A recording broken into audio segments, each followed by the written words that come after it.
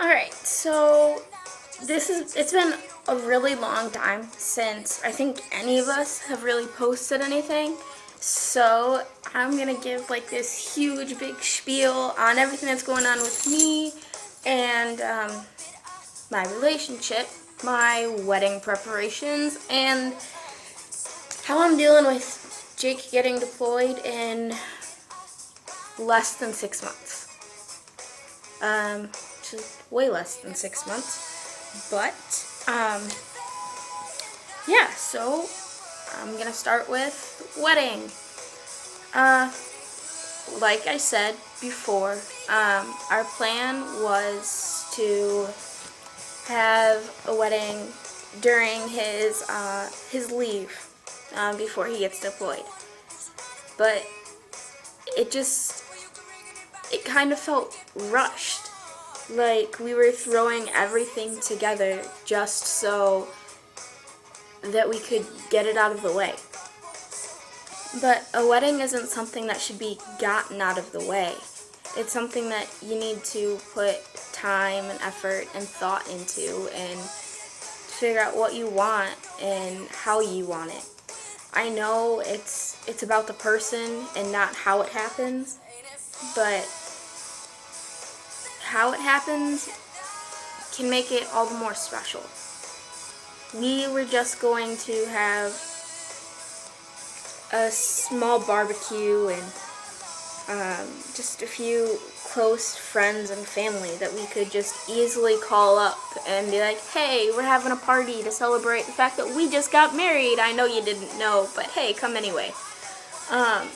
Because there was no way to set a date. We had no idea when it could happen. We thought that it would be in like July or like the beginning of August, end of July, but we were way off. And even now that he knows the days that he is going to get leave, it's not set. It could change at any time, and that just made everything so much harder. I couldn't book a caterer or an officiant. Couldn't do much of anything except for maybe write our vows and pick out a ring. And we want to be able to go back one day and to tell our kids and our grandkids, and if we live long enough and our kids find love and our kids' kids find love and stuff, maybe even our great-grandchildren, to go back and just sit there in our rocking chair or our porch swing somewhere in the middle of nowhere because that's what we want, or on the lawn under a tree that we planted, and just sit there and tell them how we overcame all these obstacles, how we made it through deployment, and how I planned a wedding 4 times before we decided on anything. And to know that our story is really one of love and commitment and passion and patience, even though we are probably the world's 2 most impatient people. All because we wanted the beginning of our lives together to be perfect, to be memorialized and be burned into our memory as a beautiful day in the end of May with our friends and our family, and a beautiful dress and him and all of his friends there that are in the military. And this, by waiting and actually picking a day for when after he gets back, was the only way that we could figure out how to do that. So our date is now May 29th next year, 2015. And we've got everything planned. We've got food picked out, we've got the place, we've got chairs, tables, decorations, everything. And it feels so amazing to have something to look forward to.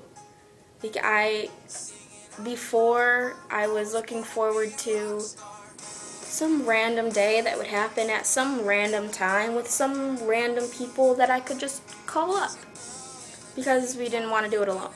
Um, but now that I know that our families will be able to be there, his brother, his best friends that are all in the military will be able to be there, hopefully, because if they'll have enough time to save up leave days and just have the opportunity to request leave. So yeah, that's our wedding stuff. His new leave is coming up in the next couple months. But until then, he has field ops and training and all this other stuff before he goes overseas. He's going to be spending weeks in the field, which means no phone, no Skype, no FaceTime, nothing. Which isn't really a big deal because it's only a week, 2 weeks. You know, it's not months at a time. He's going to be going to 29 Palms at some point. Don't really know what he's going to be doing there, but he's going to be doing something and probably blowing stuff up because that's what he does. He blows stuff up and he likes it. Basically, he's just going to be in a whole new world for the next year, pretty much. We're going to be talking a lot less than we already do. He's going to be a lot busier, a lot more distracted, a lot more stressed. And I think I'm ready for that. I used to be really afraid of him being deployed. I thought, kind of still do think, that he's going to forget about me while he's gone. I mean, that's terrifying, right? He's gone for long periods of time, and there's other people, other guys that are going to be saying things. He might lose faith. He might get too scared. He might not be the same person when he gets back. All of that terrified me. But maybe, just maybe, I was underestimating his love for me and the, what's the word I'm looking for? The worth that I hold for him. Like, how much I mean to him. I completely overlooked everything that he has ever done for me and all that we have been through together just because I was afraid. And some of that might be because I don't have enough faith in myself, maybe enough faith that I'm going to be able to hold his interest and his attention and his love while he's not here with me. But we've already made it this far. I mean, we spent 3 months apart for boot camp and all of the months after that. Nothing but Skype, FaceTime, the phone, and a visit here and there. If I haven't lost him yet, I don't think I'm going to. And he's made the commitment to me by proposing, and I to him by accepting. So I'm not afraid of losing him anymore. I'm not afraid of the deployment. He did just tell me that while he's gone, he's not going to be able to get care packages and letters. And it really bums me out. I mean, I was kind of looking forward to that, looking forward to writing him letters like we did at boot camp, and because that's like how this started, with letters. Well, our journey through the military, it started with letters.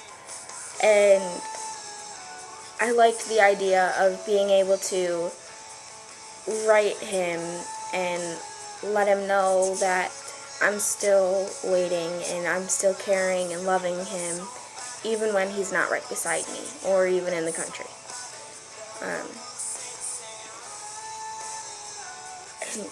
I was looking forward to putting the care packages together, just because, you see pictures and ideas and stuff for like Christmas and Easter and New Year's and their birthday, which are 3 things that we're going to miss this year because he's not going to be here. Excuse me. But I guess we'll get through it with or without them. I'm just, right now I'm trying to figure out how I can make sure that he knows that I would wait until after the apocalypse for him, and that no matter how far away he is, whether it's 650 miles, 100 miles, 1,127 miles, or 877.4 miles. No matter how far away he is, he's always with me. When I close my eyes, when I hear songs, when I watch a movie or just see something on TV, when I hear a few words, they're always brought back. They always take me back to him. And I thought that I would always be able to remind him of that through letters and care packages. But if I can't do that, then how can I,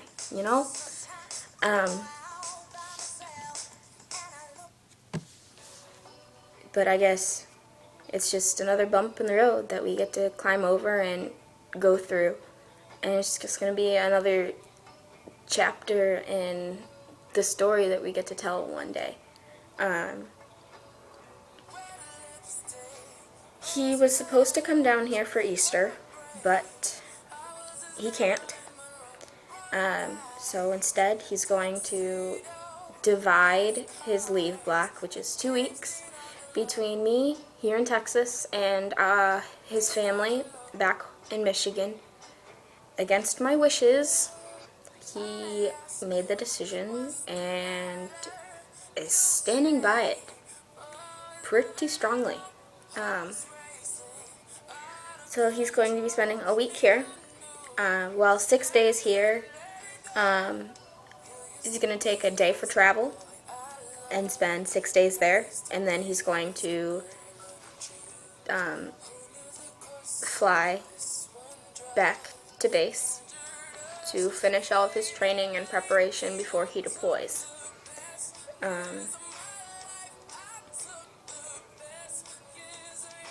I'm realizing now that I'm jealous of all of the wives and fiancés and girlfriends that get to go and see their Marines, their soldiers, their sailors, their airmen off when they deploy. To hug them the last time. They get to kiss them the last time. I don't know, maybe they have like a tradition, if they've been through it more than once, where they give a letter for them to read when they're feeling down or something. Or maybe it's a lucky coin or a picture, something, so that they will always be with them. But I don't get to do that. And I also am really uncomfortable with the idea of not being there when he comes home. Because we're not going to be able to communicate really, my chances of knowing when he's going to be back stateside and when the boots touch your soil, I'm not going to be able to have enough time to actually get there and stuff. And I feel like I'm missing out. And I hate the idea that he's going to step off the bus and not have anybody to hug him. I know that he's not the only one that's going to be doing that, but I feel like I'm not, like, I'm incompetent. Like, I'm not doing my duty as his fiance, like, as his other half, as his partner in life. Like, I don't know, maybe it's just me. Like, should I be there? Look at me asking you questions. I'm not really sure how to handle it all, but I'm glad that I'm going to have this channel on YouTube, and Jocelyn and Brooke, if she ever, talks to us, to get me through it. I've got a lot of faith in our relationship, and I've got a lot of faith in him, and I'm really proud of him and all that he's come, all the way that he has come, and I'm proud of myself. Do we ever sit down or stand up and just shout it to the world that we are proud of ourselves? And everyone's always saying that, oh, look, there's a soldier, his family must be proud. Or, look, a bunch of Marines, like, they make me proud. They might not know them, they might have only just met them or just saw them across the road, but all men and women in uniform, they get all the pride. I'm not underplaying them. I mean, they are huge, and they deserve all the pride that they hold, whether they're proud of themselves and all the people and the entire nation and all the countries that we've helped out that are proud of them and supportive and grateful for them. And they have earned all of that, and they deserve it. But I'm here right now telling you that I'm proud of you. I know that the journey can't be easy. Ever. The only time that it's really easy is day 3 of your 5-day weekend together. First day, you're happy. You're so happy. But you've still got like that little bit of that little voice in the back of your head saying, it's gonna go away. It's not gonna last forever. Day 2, that voice is getting a little quieter, and you're enjoying it. And then day 3 hits, and you're like, shut up. I've got 2 more days left. Don't blow this. And then day 4, you're like, I got a day left, maybe. And it's just like downward spiral from there. This is day 5, you're like, shit, I gotta go. And when's the next time that we're gonna be able to do all of this again and stuff like that? The goodbyes suck. Waiting sucks. Not knowing what's going on sucks ass. I mean, there's a lot of suckage in being a milso. But it's all worth it. And though we don't have a uniform and we don't have a title, we worked for this too. And that's all that really matters. You got yourself here, and you helped get him here. Whether you're still waiting for him get through boot camp, you're going through a deployment, you're getting ready for a deployment, you're getting ready for homecoming. Hell, he could be getting ready to end his military career. Whatever it is, you still stuck it out with him, and you made it through, and you're making it through.